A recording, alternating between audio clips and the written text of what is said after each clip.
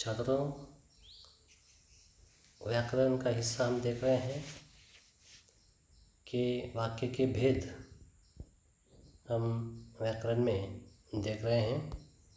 वाक्य के 5 भेद, वाक्य के 5 प्रकार हमने पिछली वीडियो में देखे। आज के वीडियो में हम इससे आगे के जो प्रकार है, भेद है, वह देखने जा रहे हैं। देखिए, 6 संदेहार्थक वाक्य। जिस वाक्य में संदेह या शंका का बोध होता है उसे संदेहार्थक या संदेहवाचक वाक्य कहते हैं। जैसे, एक, अर्थ तो शायद मेरी कविताओं में भी आपको मिल जाए। 2, शायद गरीब भूख की लाचारी से श्रम करता है। 3, मानू के ससुराल वाले चिक व शीतल पाटी की प्रतीक्षा कर रहे होंगे। तो यह जो शब्द है यह संदेहवाचक है, मतलब इसमें शंका का बोध होता है कि इसमें यह नहीं हम बता सकते कि यह चीज़ हुई होगी या नहीं हुई होगी, इसमें शंका है, इसमें आशंका का बोध होता है। ऐसे वाक्यों को संदेहवाचक वाक्य कहते हैं। अब देखिए, ये पहला वाक्य देखिए, अर्थ तो शायद मेरी कविताओं में भी आपको मिल जाएगा।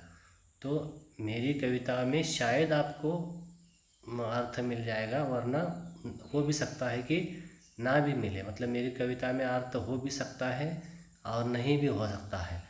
तो इन उदाहरणों से हमें यह पता चलता है कि यह वाक्य जो है शंका भरा है। इन वाक्यों में से शंका का बोध होता है।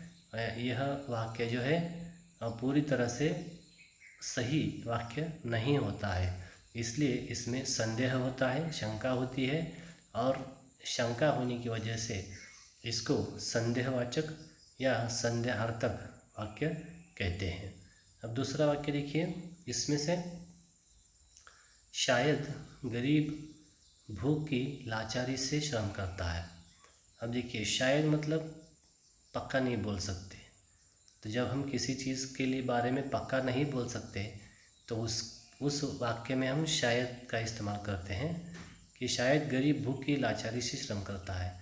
कि हो सकता है कि गरीब भूख की लाचारी की वजह से श्रम करता हो, या फिर कोई दूसरी वजह होगी उसकी श्रम करने की। तो हम यह पक्का नहीं बोल सकते कि गरीब जो है भूख की लाचारी से ही श्रम करता है। तो इस वाक्य में संदेह है, इस वाक्य में शंका है।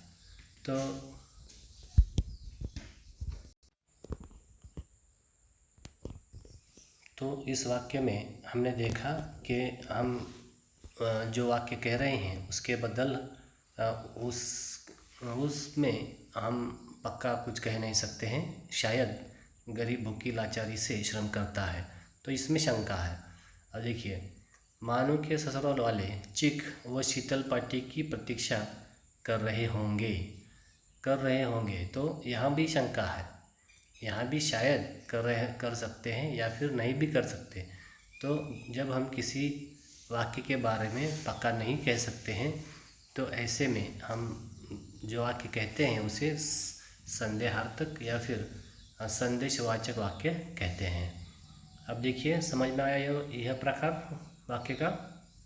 आगे देखिए, संकेतार्थक वाक्य। जिस वाक्य में संकेत या अपेक्षा का बोध होता है उसे संकेतार्थक या फिर संकेतवाचक वाक्य कहते हैं। जैसे देखिए उदाहरण, जिस वाक्य में संकेत या अपेक्षा का बोध होता है, कि जो वाक्य संकेत का बोध होता है जिस वाक्य से, या किसी वाक्य में अपेक्षा का बोध होता है, तो ऐसे वाक्यों को हम संकेतवाचक वाक्य कहते हैं। उदाहरण देखने के बाद आपके समझ में आएगा।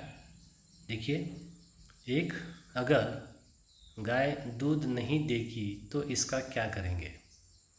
देखिए, संकेतवाचक वाक्य है, अगर गाय दूध नहीं देगी तो इसका क्या करेंगे।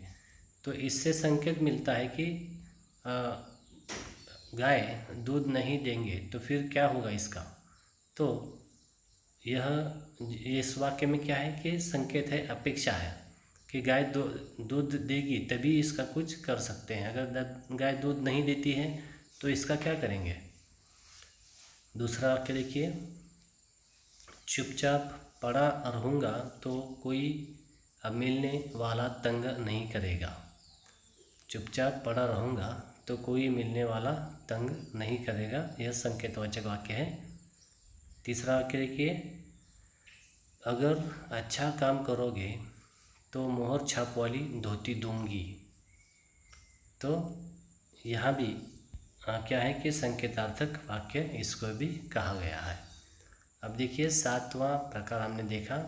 अब वाक्य का 8वां प्रकार हम देखने जा रहे हैं, 8वां भेद, विस्मयार्थक वाक्य। इसकी व्याख्या देखिए, विस्मयार्थक जिस वाक्य में हर्ष, शोक, विस्मय, घृणा आदि का बोध होता है उसे विस्मयार्थक या फिर विस्मय आदि बोधक वाक्य कहते हैं। जैसे देखिए कि जिस वाक्य में आनंद हो, हर्ष हो, जिस वाक्य में शोक हो, दुख हो, विस्मय हो, घृणा हो, तो इन बातों का जिस वाक्य में बोध होता है उसे विस्मय आदि बोधक वाक्य कहते हैं। उदाहरण देखिए, जैसे एक, अच्छा फूल अपनी गंध नहीं बेचेगा। देखिए अच्छा, तो ये जो विस्मय आदि बोधक शब्द होते हैं, अच्छा, आहा, वाह, ये जो है हमारे मुंह से अचानक ही बाहर आते हैं, तो इसको क्या कहते हैं हम, विस्मय आदि बोधक शब्द कहते हैं। तो इन विस्मयादिक बोधि शब्दों से जो वाक्य तैयार होता है उसे विस्मय आदि बोधक वाक्य कहते हैं।